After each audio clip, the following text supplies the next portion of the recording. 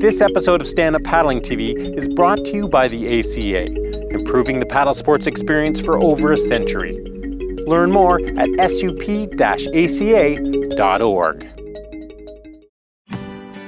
One of the great things about stand-up paddleboarding is how simple and fun it is. That said, all stand-up paddlers should be aware of the general rules of the road when it comes to navigating our waterways, particularly in high traffic areas. One of the challenges out on the water for stand-up paddleboarders is that we move quite a bit slower than motorboats. This can make it more difficult for us to move out of the way of faster watercraft. And even though we're standing up, it can be difficult for other boats to see us, even when we're in wide open water. This is why it's important to understand how other boats navigate through our waterways. So as stand-up paddleboarders, we can choose a course that minimizes the time spent in the path of bigger, faster boats.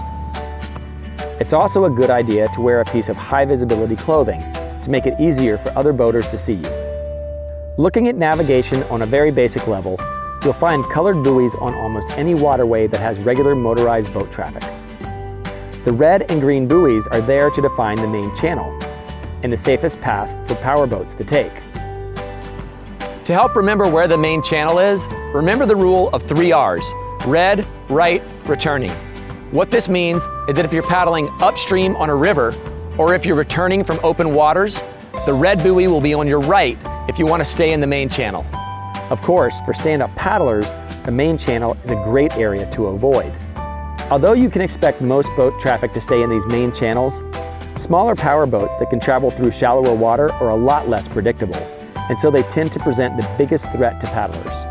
In general, in high traffic areas, it's a good idea for paddlers to stay close to shore and for any crossing of the main channel to happen as quickly as possible and together as a group. If you're paddling in a high traffic boat area, it's inevitable you're going to deal with boat wake, and boats can kick up some pretty significant waves. The most controlled and stable way to deal with boat wake is to lower yourself onto your knees so that you're more stable, and then point your board directly into the oncoming waves. You can then continue to paddle as you pass over them, or just hold on until they've passed. Well, I hope you found this video helpful. And if you're interested in learning more, make sure you subscribe to our Stand Up Paddling TV YouTube channel and stay tuned for more tips and tricks.